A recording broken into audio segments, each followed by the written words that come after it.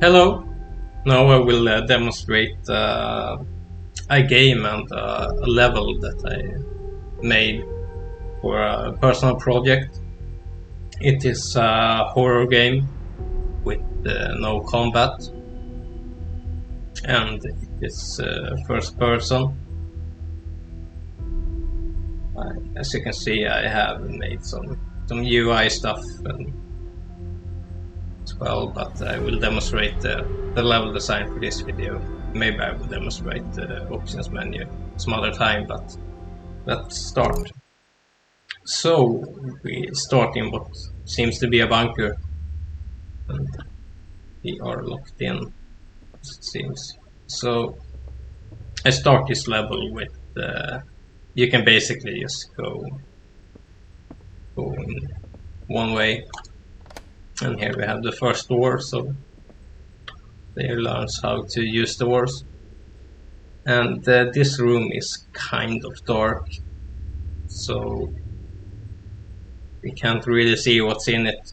But as we can see in the room next to this, there is a flashlight on the floor. So maybe we'll go and see if we can pick that up. Now we can see a little better. But this door seems to be locked. So maybe we head back. And with the flashlight we now can see what's in this room. And we can also see that there are some scratch marks and discoloring on this wall, which is a way to hint the player that this bookshelf can be or has been moved. And if it has been moved, it is a little hinted that we can move it as well. So that revealed a secret door. And this is the room where the key is. And why I did it this way was that I wanted to show the player that there was a locked door before I introduced the key. And when you look into this room, there are a lot of stuff here, and I didn't want to put the key right in front of the player, but I put this statue that is flipped over, and it is pointing to the left, which is a way to have the player look left. And there we have the key. So now we can head back to the door that was locked. Hopefully it will open. Yes, it did. Here we can hear something growling. It is a monster that will show up. But before I show the monster, I want to introduce it by noise. And here we have a locker.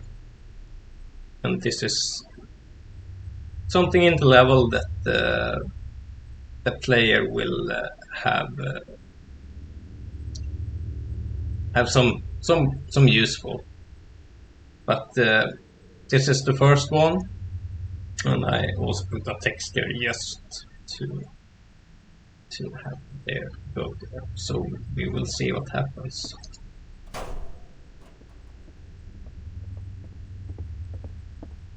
If the player just go right ahead, the monster will kill the player.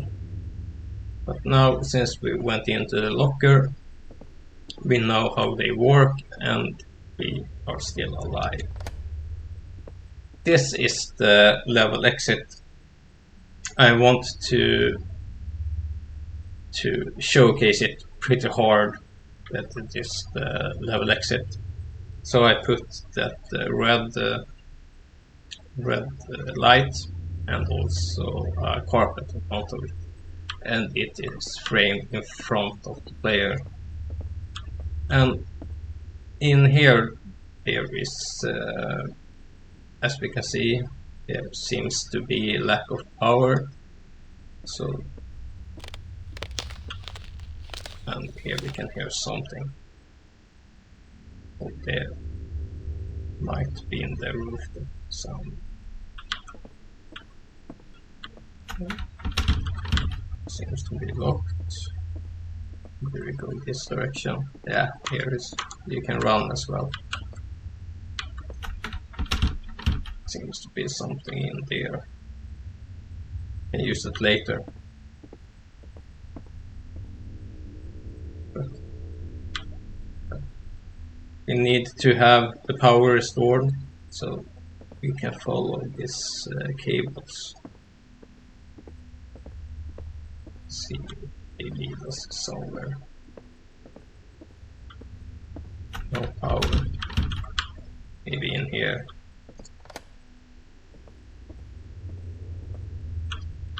See, something is there, and as we saw in the beginning, these bookshelves be moved. So here, this one could as well. And here we have a fuse box. It seems like we need a fuse. So let's hunt for a fuse.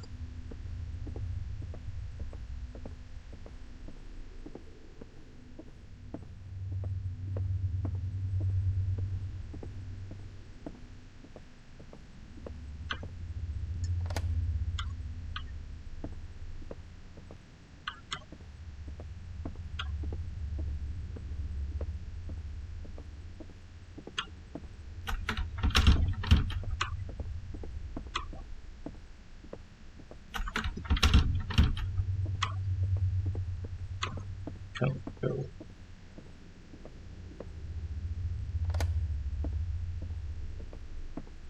It's nothing.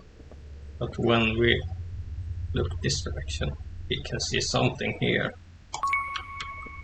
Maybe we should look at. Saw something interesting in here earlier, so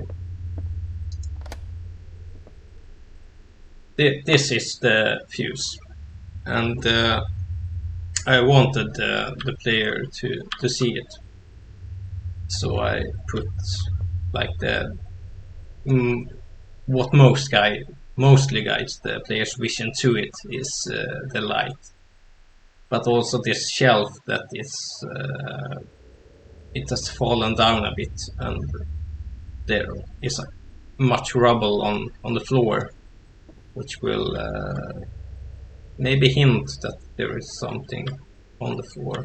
And if we investigate the shelf itself, it says that yeah, you can read what it says. So we will here have the fuse. Now we can hear that growl again. That means that we'll probably not have that of an easy time, but we can go and restore the power.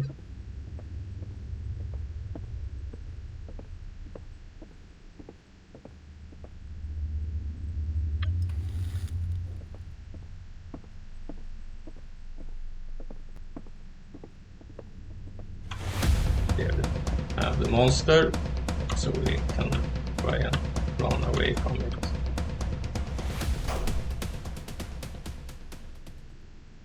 Can find some safety. Seems to be clear. Yeah.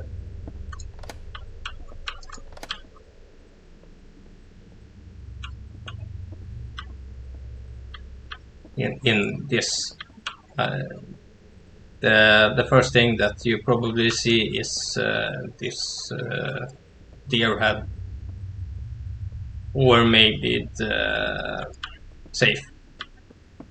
And if we try to open the safe, we need a code, and we don't have any code yet, so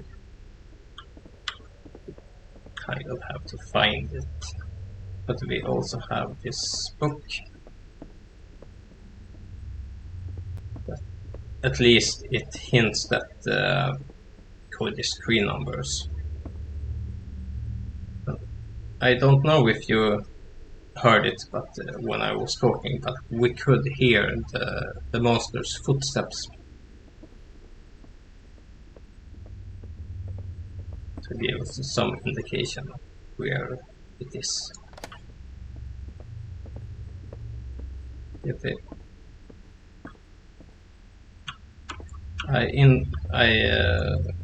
when I designed this level, I have had the intention to make it claustrophobic, so you will never really know where the monster is. It isn't that hard to get away from it, but it still gives some kind of intensity.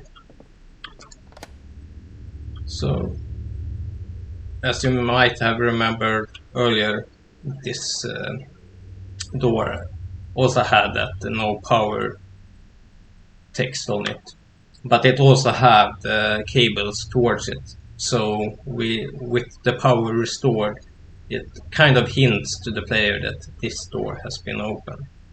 And since we didn't have the code for the safe, we can see if we can find it here.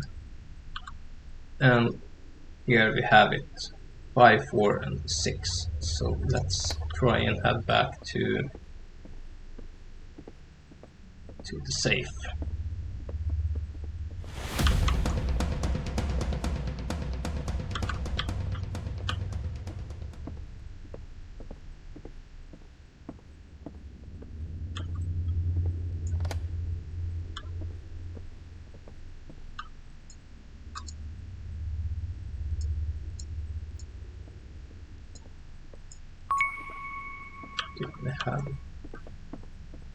We have like there are 2 rooms left that we haven't investigated. The first one is the level exit, but there's also a computer room. You can go to the level exit first and see if it's where we need to go.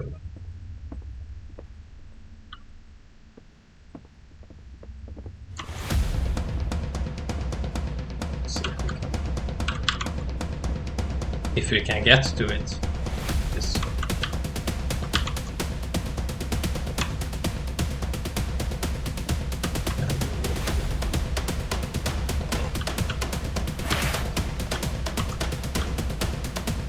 Inside here we can't really do anything, but this is the 3rd time we see this bookshelf, and by this time we probably know what it does. And here we can find a secret room. Here we can restart the elevator. But as you heard, something was falling outside.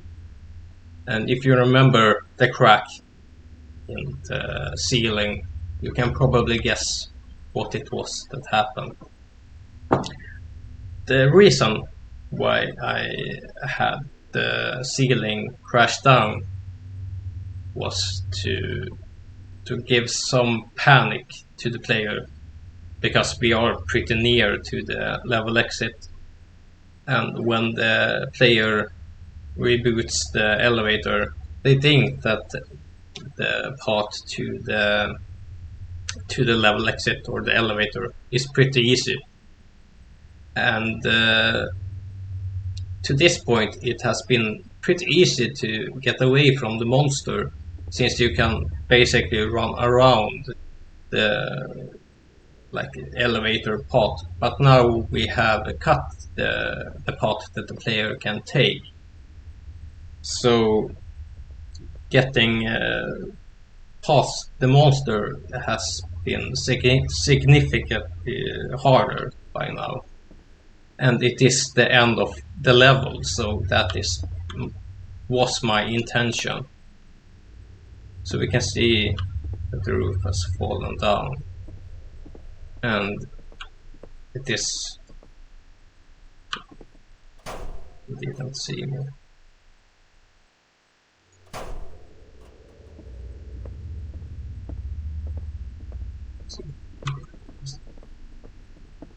Faster.